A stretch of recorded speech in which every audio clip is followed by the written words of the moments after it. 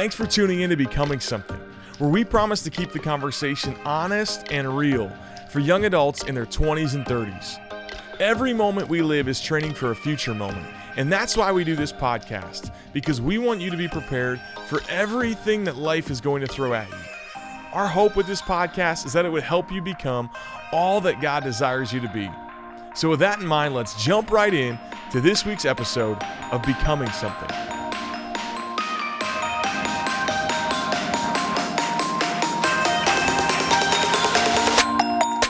What's up, podcast world? It's your boy JP in the podcast studio with the best dressed man in ministry.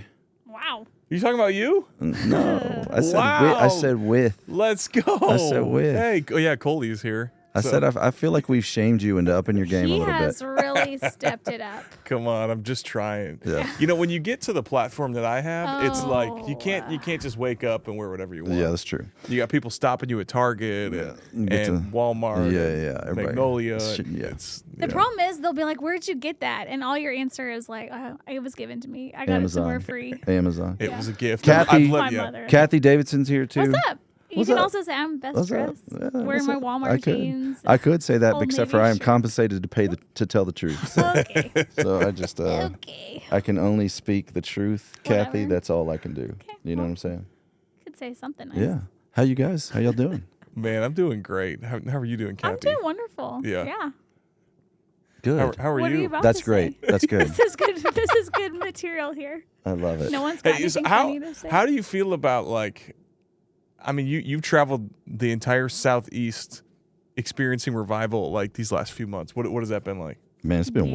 wild. It's been wild. Like God's on the move in college campuses. At college campuses, it's incredible. So it's, Think how many people would be saved if they had a different speaker. I know, man. Then the Holy If Spirit it would was really, if it was me and Jenny, the it's Holy like, Spirit man, would really do something. Wow. I did.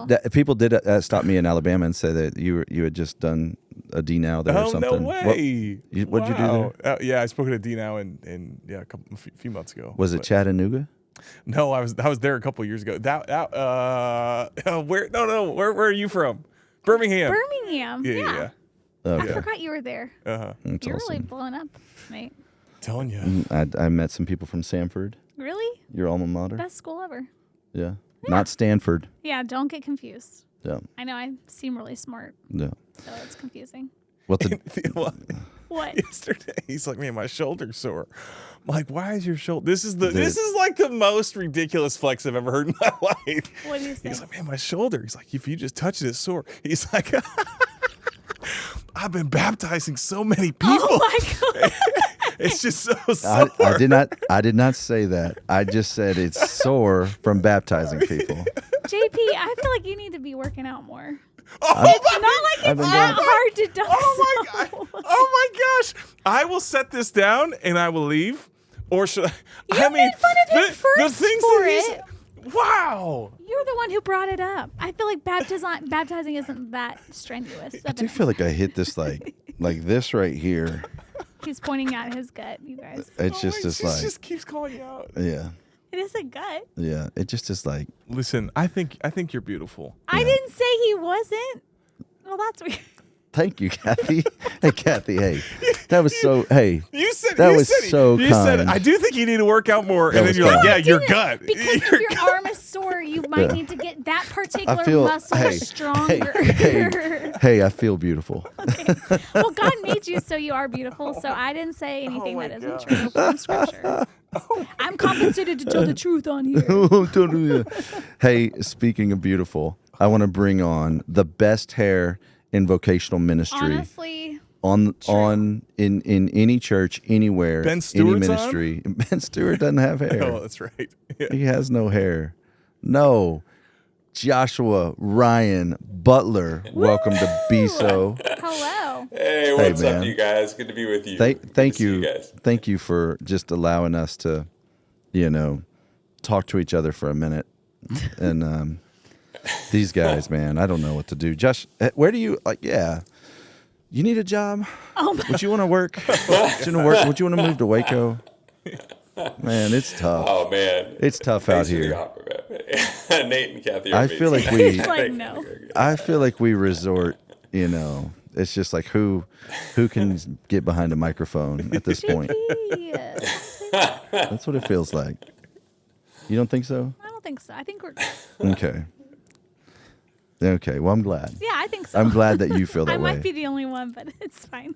My man, how you been? I want to talk about your old book, but I know that you because it's just like some profound revelations. I would say profound revelations in there. But I know you've got a new book too that I want to mention to the people as well. So tell us about both of them. Thanks, man. Yeah, the new one's called The Party Crasher, How Jesus Disrupts Politics as Usual and Redeems Our Partisan Divide.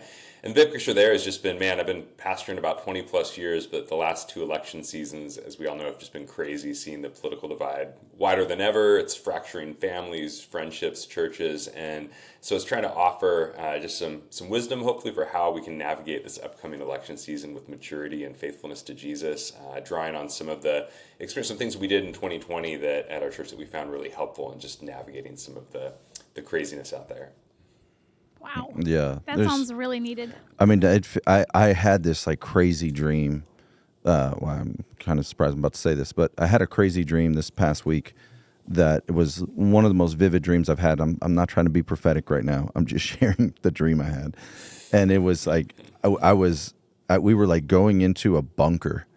And my wife and I got separated, and I was like trying to get her in, and it was like some like basically anarchy. And I was like, I woke up and I was like, what just happened? But I'm not trying to fear monger, but it feels like we are like on the front end of a powder keg, you know. Is she saved? My wife? Yeah. Yeah, she's saved. Okay. Oh my God. She's more saved than you. She's more saved than all of I'm us. just like, man, it's your passion talk, get in the bunker. I'm Yeah. someone needs to share the gospel with Monica. Okay. So, yeah. We're headed for war? No, I don't know what we're headed for. I don't know. But it just feels like I'm like looking at this next election, and I'm glad people are writing books about it that are serving as a guide. So thank you. Yeah, that's super helpful. That's the point of saying that is thank you. And then you wrote a book to serve as a guide on another topic that, you know, I met with guys this morning at 7 a.m. and we were talking. We're going through creating resolutions for ourselves. And today's was just around marriage and purity and all of that. And so I know that has been extremely helpful as well. And so how did you come to that passion project, if you will?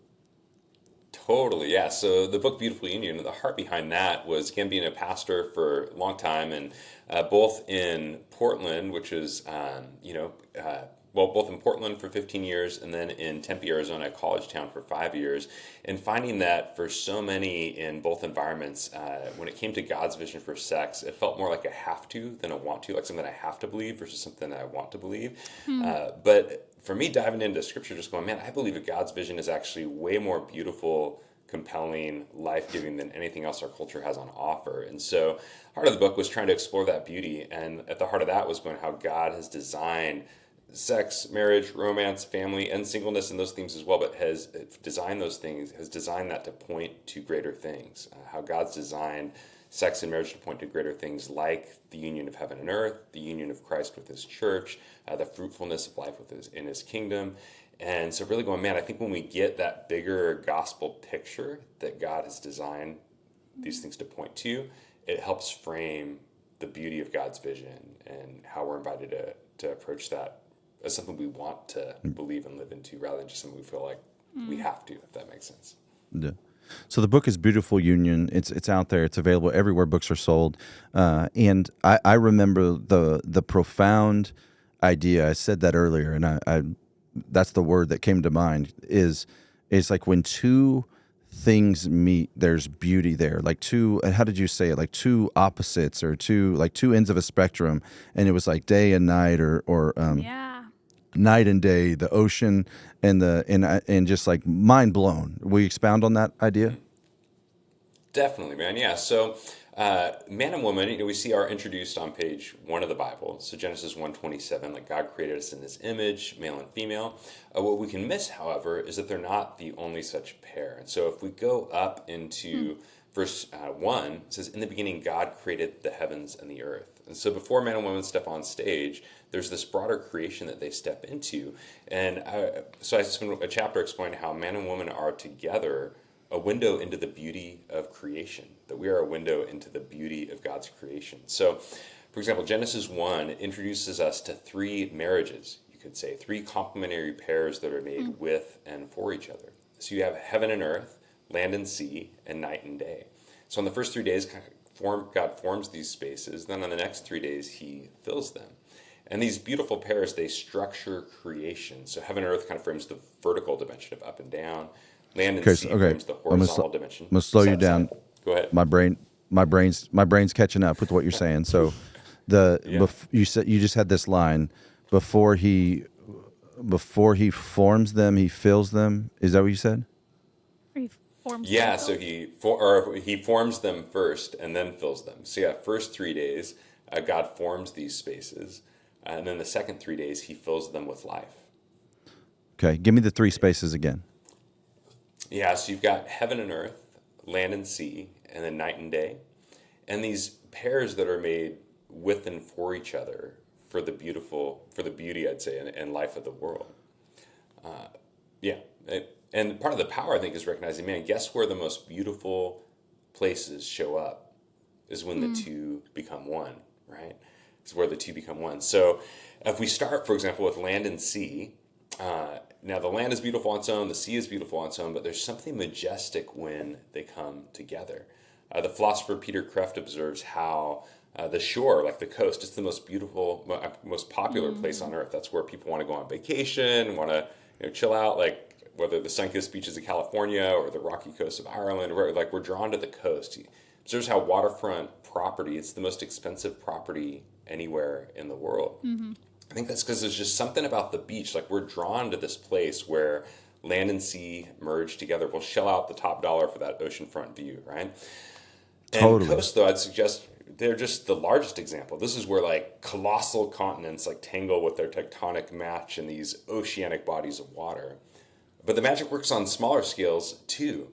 You think about it, like cities historically were built along rivers, cabins sprout up around lakes, oases when they come up in the desert, right? Because where soil and water collide, not only is it beautiful there, but life can emerge. Life can emerge, and it's beautiful. There's something about where river and rock caress. Like, I think about what are waterfalls, but they're water traversing rock, and what's like the Grand Canyon, but rock carved out by water. And we flock to these places, like artists and photographers and vacationers who are like, we're drawn to these places with like this magnetic allure. And this is a place where these two become one. So land and sea are one complementary pair. They're made with and for one another. And when they come together, there's like this holy space where beauty is formed and life can emerge. But if we look at day and night as well, I'd say sunset and sunrise are spellbinding, And these are these moments where day and night come together as one. Like my family and I do, we love taking sunset walks. So last 2 places we've lived right next to kind of these lookout points where people love to go out and watch the sun go down, right? And I'll go out there sometimes during the day. I'm taking a walk or a hike or something, and the place is just virtually empty. Like there's nobody out there. But you come back a few hours later as the sun's going down, and it's like the whole neighborhood comes out. There's, kids playing, like lovers, old nans, friends chilling out. Like, we're just drawn to this place because sunset and sunrise are spellbinding. And there's a good reason. This is this moment where the two become one, where day and night merge their diversity into union. And there's this like explosion of color across the sky. Like, I think of it as like sparks of euphoria that are flying from lovers in ecstatic embrace. There's this twice daily tryst, this merging of day and night coming together. I think of Shakespeare, man, how he saw the romance and sunrise. Like when you think of Shakespeare, the Romeo and Juliet, the most classic love scene in all of literature is, Juliet on the balcony and all. And Romeo says, hey, what light through yonder window breaks is the east, and Juliet is the sun. And so Shakespeare's like the master playwright. He identifies Romeo with the night and Juliet with the day, and they're coming together is set against this backdrop of sunrise. That's where they pledge their love and they hatch their plans to marry. And this timing is appropriate because sunrise is when the two become one, right? This marriage of day and night.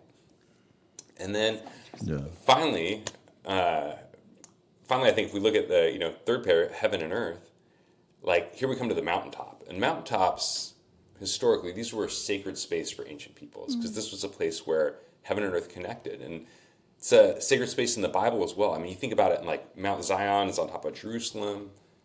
Moses meets with God on Mount Sinai. Elijah calls down fire on Mount Carmel. Jesus is transfigured on the Mount Transfiguration. Eden is described as being on the mountain of God. And so some of the holiest encounters with divine glory occur on the mountaintop where heaven and earth connect.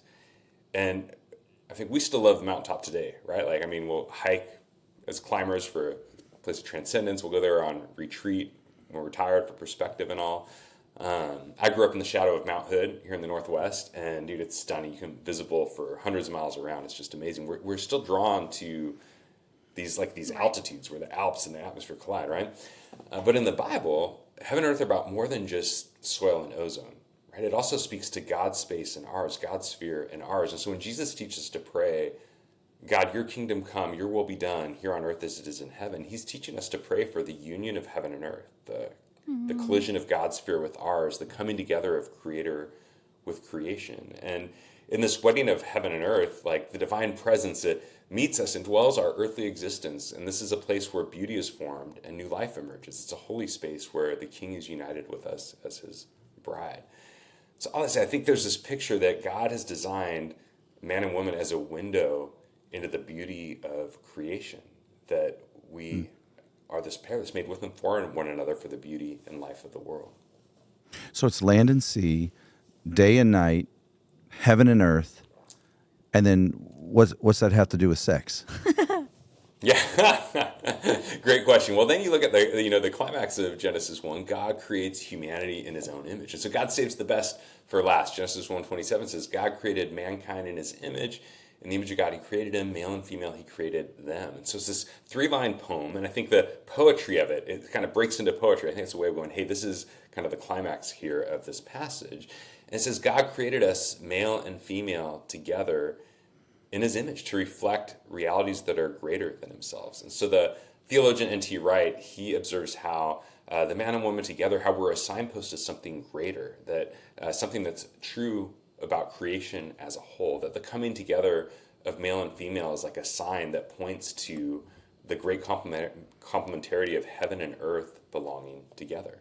That man and woman together, we are, you call them like a pint-sized portrait of heaven and earth, right? Like we're a window into the structure of creation. And I think that loads marriage, sex, or it loads these things with this kind of transcendent weight because we're designed to point to something greater than ourselves. And that means that this is sacred territory. You know, how we approach this, that we actually approach this before God is not just like a personal plaything kind of thing, but actually that we approach, how we approach sexuality and our bodies and all this is sacred territory because God's invested it with this meaning that's designed to point to bigger realities, things that are bigger than just ourselves. So a sunset is always beautiful, but I've been in ministry long enough to know that sometimes sex brings like the most brokenness in lives, whether it's abuse, pornography, addiction, slept with all these people, just different desires, where it's like sometimes sex is like you're no longer drawn to sex because it has so much baggage in your life. So sometimes it doesn't look beautiful or feel beautiful, but it feels broken. So what went wrong there? Yeah, no, great question. Well, I love, there's a old C.S. Lewis quote it's to the effect of like how love, because it's kind of a higher angel, it also, when it falls, becomes a fiercer devil, right? And so because, I think what he's getting at is like, because God has designed sex and marriage and union and all to point to these much greater realities, because it bears that weight, it also, when it gets misused or abused or broken, it can unleash that much more damage or devastation. And so, I think about that as well. I think this picture that we're talking about, it helps explain, for example, like why divorce is so painful, right? Like, so I grew up like many, the child of divorce, and I know it's interesting. Often I think, well, when we think about why divorce is so painful, it's not only what it does to the partner or potentially the kids, well, that's obviously massive too, but also like it's if God has designed marriage to be this icon of heaven and earth, this kind of picture of creation, then what divorce pictures is heaven and earth breaking apart, like creation unraveling. Wow. And I think that actually when we talk to kids who are going through divorce, you hear that, I know as parents, sometimes we can get focused in that situation. You're kind of focused on the logistics, like who gets weekends and coordinating drop-offs and counseling and figuring out the logistics and structure. But kids are often more perceptive. When they are undergoing and describing divorce, it feels like the universe is unraveling around them, right? It feels like there's a tear in the fabric of creation, like there's this Leviathan reveling beneath the surface of something much bigger. They'll use often, I think, almost like cosmic imagery to describe what's happening. Wow. And the kids are right, like that because God has designed sexual union and marriage and all, like to represent something so much greater, like the structure of creation here, that when that gets broken, it's actually depicting the unraveling of heaven and earth. And there are other things too. If God's designed marriage to point to the union of Christ with his church, then divorce pictures like Christ and his church breaking apart. It says our salvation is not secure, that there will be no final security in his kingdom. And that's that's tragic. Now, that's not to say that divorce is never permissible and whatnot, but it's to say it's always tragic. Like it's always, and nobody knows that better than the spouse who maybe didn't want it or fought for the marriage. And I think for other things as well. That like, oh, sorry, go ahead. No, that's my brain is bending over the words that you're sharing. I'm like, gosh, that's so true. And so I think of two realities. I'm going to try to remember both of them. One is like our society tries to say it's just sex. Well, there's no such thing as just sex, or safe sex outside of the context of marriage. Like only in the context of marriage is sex safe. Because if you pull it out of that context that God has ordained and created it for, now all of a sudden, there's the obvious of unwanted pregnancies, which lead to an abortion. There's the obvious of the STDs, which I think last I read like 1 in 4 Americans, have, whether they realize it or not. There's all of these, there's those kinds of consequences. But then, there's people who are in counseling 30 years after an event that one person might have said, well, it was just sex. Well, there's no way. Right? There's no way, because that can mess us up so psychologically, so emotionally, that we carry it with us for decades of our lives and need time and space and professional help to heal from. That there's that concept. And then the other thing I think about that you were sharing is I wonder if those metaphors, if that can even stretch, is like when land meets water in a way that it shouldn't, it can be catastrophic. Yeah. Like I think of tsunami, I think of raging waters. Even, and I may be stretching it a little too far here, but like when I was in Alaska, and the days drew on for longer than a 12-hour period, it was really disorienting for me when the sun didn't set as I perceived that it should have. It was really disorienting and it felt unhealthy. And so I just think there's something to what you're saying, and something really profound. So like my head and my heart are catching up to those realities. Like the greater the opportunity for beauty, the greater the opportunity for pain. I think that's super profound. And he says, I have so many thoughts right now rushing through my head. He says, for this reason, a man will leave his father and mother, be united to his wife, and the two will become one flesh. So one phenomenon is like literally when we experience sexual release, our brain creates synapses that bond us through our 5 senses to our surroundings. That this is God's design. Like this is beautiful. That God made sex. That he made the organs the way they do. That they fit the way they do.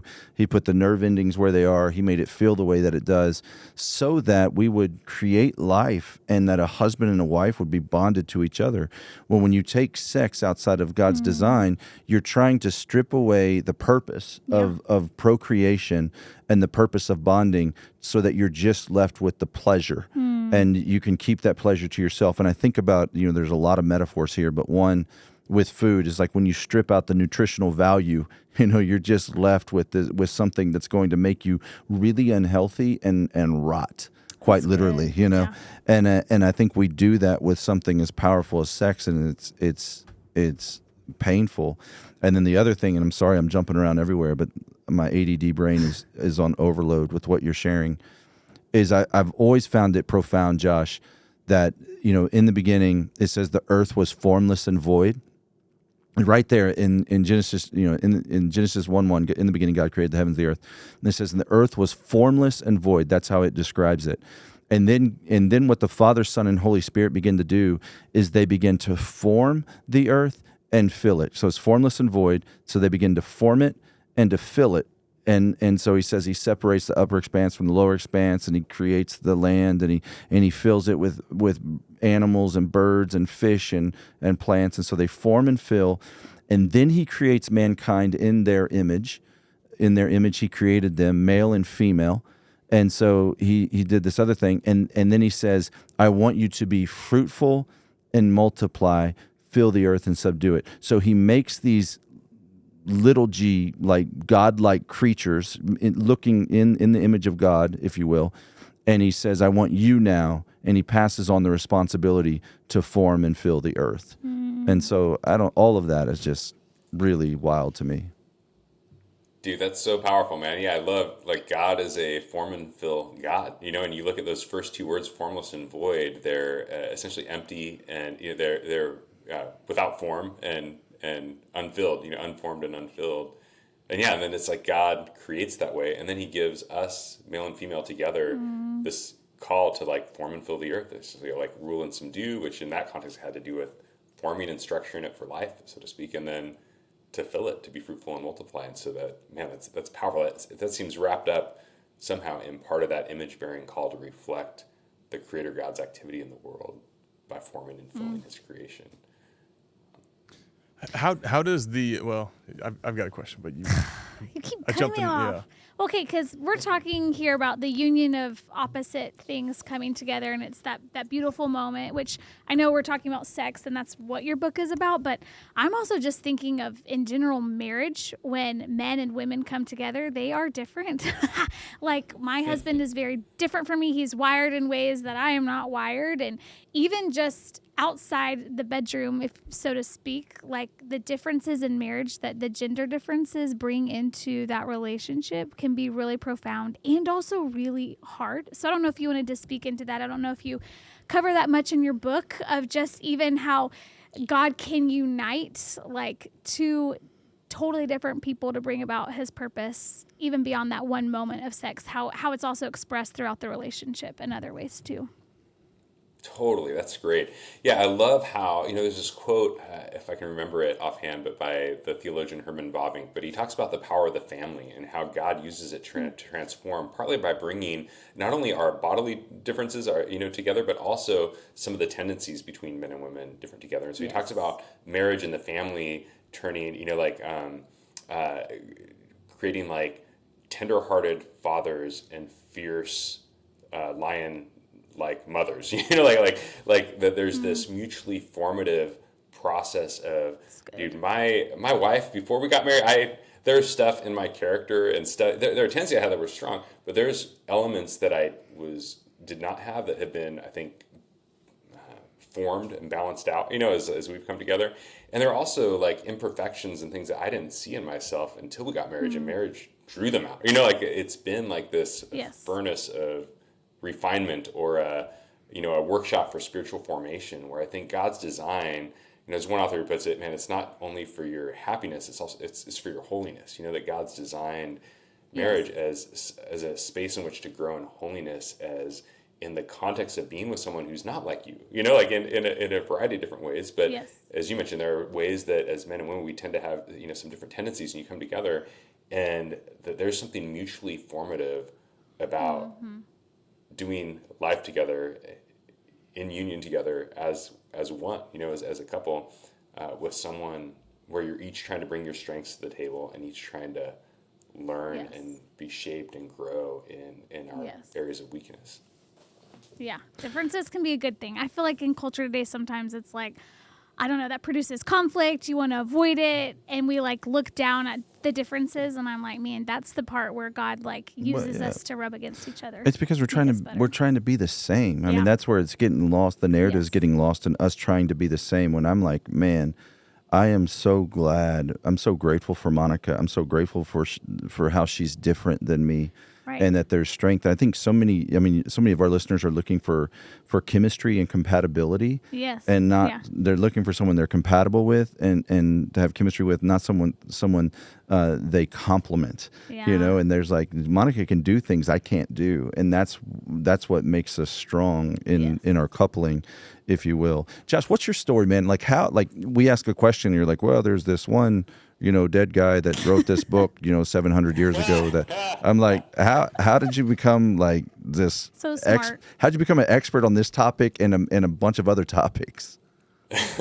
Oh man, well let's see. So I grew up here in Oregon, kind of Salem Kaiser area, and near Portland. And then in college, didn't really grow up in the church, but in college had this radical encounter with Jesus, kind of flipped my life upside down, and was involved more internationally at the time, so working a lot internationally around the world. Like how? What did the radical encounter look like?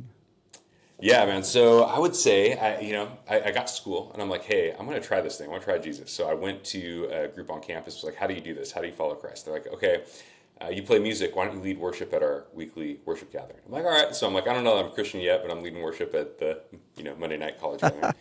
And then you let me preach in it. Yeah. That's how you became a Christian, Nate? I'm getting there, yeah. And then I'm like, well, what's next? They're like, well, are you studying the Bible? We've got this Thursday night Bible study. I'm like, all right, I'm in. So I go to that. But I still felt empty. And so I'm like, okay, well, now what? And they're like, well, are you praying? We've got a 6 a.m. Wednesday prayer gathering. I'm like, all right, dude, it sounds like Navy SEALs, gung-ho for Jesus. I'm in. So I'm, waking up. My roommates are all hungover, and I'm heading off to pray at 6 a.m. I'm like, what are you doing, dude? I'm like, I'm going to go pray, And anyways, I'm like, dude, I'm still empty, though. And so they're like, well, are you trying evangelism? Have you tried that yet? And so they hand me a stack of tracts and kind of unleash me on campus. And I don't know, I had some good conversations with folks, but I found myself in this catch-22 where it was like, the more stuff that I was doing for God, the more distant God seemed. And yet now I had all these folks kind of clapping and going like, look at Josh, he's on fire for Jesus. And I didn't want to let him down, And so I kind of took that struggle internal and went, I'm going to keep doing all this stuff on the outside. But internally, I'm thinking, I don't think this is working, And so that led to that summer where I was finally like, okay, I know what'll fix it. I'll go on a mission trip. This is the big thing. In my mind, God was just waiting to make sure that I was all in. So I go on this mission trip, and it was amazing. It was in Japan, and the church, they just loved Jesus, and they had this rest. It wasn't like they weren't doing stuff. They were doing stuff, but it wasn't characterized by the same striving that I had in my own life. And so I'm like, man, that's so powerful, but it doesn't make sense to me. So came back home, and this is sort of the big part of the story is I have this landscaping job for 3 days, and I'm all by myself. It's August. I'm in this backyard, and I'm uprooting these trees and small trees and some flowers and bushes and whatever. And it felt symbolic in retrospect, because I'm kind of simultaneously uprooting like these deep roots in my soul. Like, God, I don't think this is working. I don't know that I buy it. I don't believe in you, And I get to the end of that 3 days, and I'm surrounded by this uprooted dust and dirt and death, and I'm all sweaty and just a mess. And I just remember shouting out, like screaming in the backyard, like, F it, God, if this is who you are, I want nothing to do with you. And was just done. I tried it, didn't work, done. And I don't remember if it was like a minute later or an hour later, but for the first time in my life, I found myself just surrounded by the presence of Christ, like in this way that was so tangible, so like just being in the room with the King, and what I heard him say was, Josh, you've had this whole thing backwards. Like, you thought this was about you coming out to find me, and the whole time I've been the one coming out to find you. Yeah. And that just flipped everything I thought I knew about God, Christianity, the gospel, everything on its head. I remember jumping up and down, this dirty mess in this backyard and just going like, dude, it's grace, it's grace, it's great. Dude, I remember all these verses I've been reading that year started popping and the Bible started coming to life, where like in Ephesians where Paul says, it's by grace through faith that you've been saved. And I realized, oh man, I had that backwards. I thought it was by faith through grace. Like I thought, God, I bring you my faith, I do all this stuff, and that creates this channel where you're like, okay, now I can give you some grace. And realizing, no, that's backwards. Like God is gracious goodness, and faith is getting my eyes off myself to receive the God who's come for us in Christ. And that was where things just flipped upside down. And I was just like, dude, I'm all in. Like the love of God, like just the power, the holiness of God, like just, yeah. And so I don't know, there's a whole bunch of life that happened since then, but that was the Wow. that was the life. So around. So you're married now. You have children. Totally, yeah. So Holly and I have been married 17 years. We got 3 kids, a teenage daughter who's 14, and then 10 and 9-year-old boys. Man, Wow. that's amazing. And then where are you living? Yeah, we're in Portland, up here in Oregon. It's kind of hometown. Oh, yeah. You know, where we're, The Bible where we're Belt. from, all our extended family and all here. Yes, the Bible Belt of Portland. Yeah, totally. Yeah, as a pastoring Following at Jesus yeah. would be crazy. Man, Yeah, that's so wild. pastoring at a family of churches up here. Yeah, there's a family of 4 churches that I honored to be a teaching pastor here with, and it's a blast. It's good.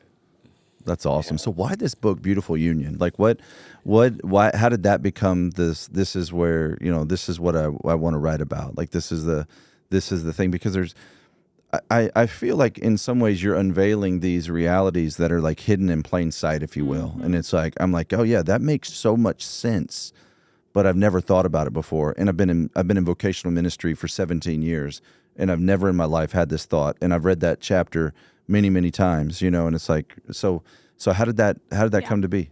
Honestly, the genesis of it was, man, as a pastor in Portland, it felt like for a long time there was a season where at least once a week, if not more, we were getting questions on just, dude, what's your stance on sexuality? What do you believe? Like often from kind of a hostile, skeptical, suspicious posture, and even for our congregation trying to navigate like premarital sex and pornography and all the questions that our culture is asking around sexuality. And as a pastor, just going, man, God, I know your way is better, more beautiful, but I feel like I want to understand it. And so that launched me into this 5 years of just reading, researching, reflecting, writing. We do cohorts. I had a ton of cohorts that would go through our living room where we'd walk through with some of the stuff I was learning, and just found, oh my gosh, some of the deepest, most powerful stuff I found came out of a tradition called the kind of theology of the body tradition, but looking at how God has designed our bodies and sexuality and all these themes, marriage and all, how he's designed it to point to these greater things. And when that started clicking in, it's like, oh my gosh, like Christ in the church, the life-giving power of the Spirit, like the stuff we've been talking about today, like that's where it started to pop. And I think the heart behind it, one of the things I talk about in the book is trying to help us move from a rule-keeping mindset to an image-bearing mindset, where I think the rule-keeping mindset goes, okay, God, what are the rules? How far can I go? What do I do? What can I not do? Whatever, and again, it's kind of that have-to mindset. And God does give us rules. He gives us some prohibitions, and they're there for a good reason and all. Like they give us boundaries, hey, don't cross that line. But I think the deeper heart behind a biblical vision of sexuality is an image-bearing mindset, which is going, how do I reflect the character of Christ? How do I reflect the divine character of God in how I approach sexuality and romance and singleness or marriage and use of my body? And so I think themes, for example, like when we look at God, like God is a God who is covenantal. He is committed. He is all in. And I think it helps explain why premarital sex is off limits, for example, right? Because God is a God who commits to us before he unites with us, right? And so God, ultimately at the cross, like Christ commits to his bride before he unites with her. This is the new covenant in my blood. Like Christ commits to us. And so I think one of the problems with premarital sex, for example, is that it violates the covenantal nature of God's love, that the uniting of bodies was intended to be embedded within the uniting of lives, within a covenantal commitment that reflects the character of God. And seeing so many marriages I know racked by adultery, and seeing the sting and power of affairs and going, oh man, like part of the reason that's so horrendous is not only that what it does to the spouse, that's obviously paramount, but also it fails to reflect accurately the character of God. Like God is a God who doesn't cheat. God is a God who is faithful. And begin to say, like, man, this is actually, I think God has designed all this as one avenue through which to reflect his image well in our character and who we're becoming, that we'd be becoming something, right? We'd be becoming something that reflects the character of God to our spouse or in our singleness and to the watching world. Man, that's so good. I feel like the have to mentality, you've got to do it this way, and sexuality becomes this like heavy burden for people. That's typically when you end up breaking those rules and doing your own thing because it just seems too burdensome and not fun. And I feel like that's where Christianity gets this bad rep for being this like boring thing that takes away the fun from your life. And eventually, if that's your mindset even about sexuality, you're going to want to run the other way. And so I really think where your book could be helpful for our listeners is to remind us all that God's design is for our best. And it is a beautiful union, literally. Like it is to point to something greater beyond ourselves. And that's like an inspirational idea that I can get behind, you know, as someone would be single. And even in my marriage, it's like, I want to point to Jesus in all I do. And I can do that even through my sexuality. Like that's powerful. And if we could talk about sex and dating and marriage and singleness in those ways, I think that could be something people would want to be a part of and not something that they feel like they just have to do to follow some rules. So, Josh, do you think the best, like, I'm trying to think how to ask. Do you think the best sex is in the context of marriage? And does that make sense what I'm asking? Yes. Yeah. And, feels like a trick question. And then why? Well, no, I mean, it's like I heard a preacher say once, you know, the reason not to have sex before marriage on an erotic scale of 1 to 10 is it's an 11. And it's kind of like, and then people are like, then if you saved yourself, you feel ripped off because you're like, oh, I'm missing out on some eroticism. And I'm always like, well, we miss out on like heroin and crystal meth, which must be amazing because people give their lives to it. And so and I think God's design is best. And so I'm just trying to make sense of all of that without, you know, like, what would you say to that? That's a great question. Well, thinking off the fly a little bit here, you know, but yeah, I mean, it probably depends on what we mean by amazing, right? Because I think in our culture, like we've tended to think of it almost as like acrobatics or so. I don't know, dude. Some kind of like training. You're just like the goal is simply pleasing oneself, you know. And I think that's part of the problem with porn. Everything else is like we've been trained by our culture to look at sex as almost like using the other person to pleasure yourself, you know. And if that's your goal, then there's probably more amazing sex outside of marriage, right? But I would say that is a vision of sex defined by the enemy. It's a terrible goal. It's an awful goal, and horrible, you know. And so you might get that high, kind of like the heroin or whatever, but you're actually using someone in you're actually distorting God's design. You're actually not reflecting the character of Christ. You're reflecting the character of the enemy in that, you know. And so you might get that higher high, but that's actually a dysfunctional vision, you know.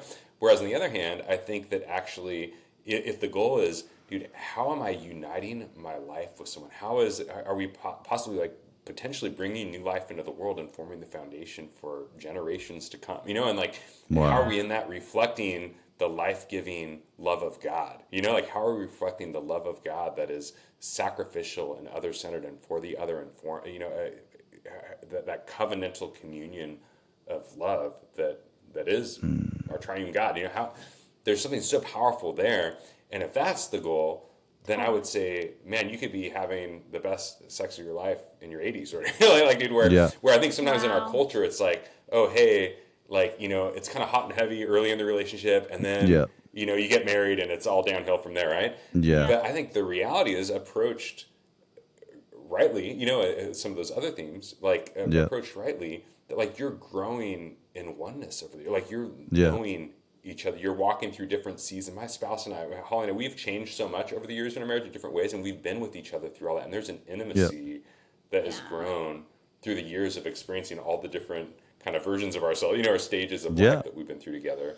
And I would say that the intimacy has only grown and gotten deeper. And my hope is, man, I'm looking at when I'm 80 someday, God willing, like, dude, I think that could be the best.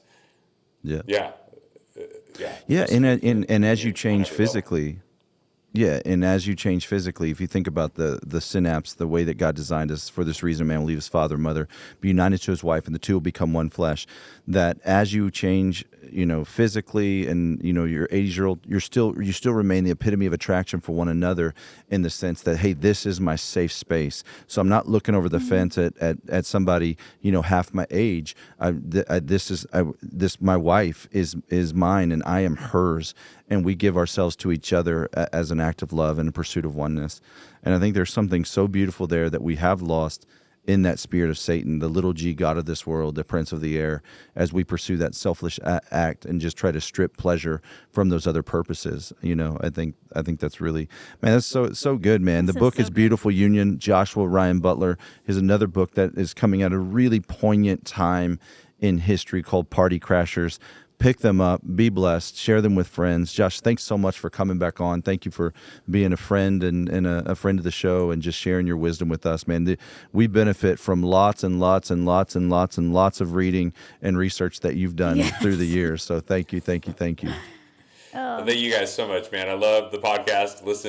I drop in to listen from time to time and just love what you guys are doing and love your books as well. Outdated, JP, is one that I have recommended and give to folks because I found it so helpful. Kind. Yeah, totally, man. So good.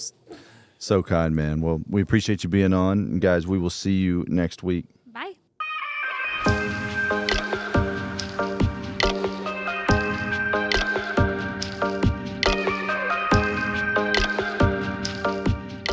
Thanks for tuning in to Becoming Something, where we promise to keep the conversation honest and real for young adults in their 20s and 30s. Every moment we live is training for a future moment, and that's why we do this podcast, because we want you to be prepared for everything that life is going to throw at you. Our hope with this podcast is that it would help you become all that God desires you to be. To find out more, visit becomingsomething.com.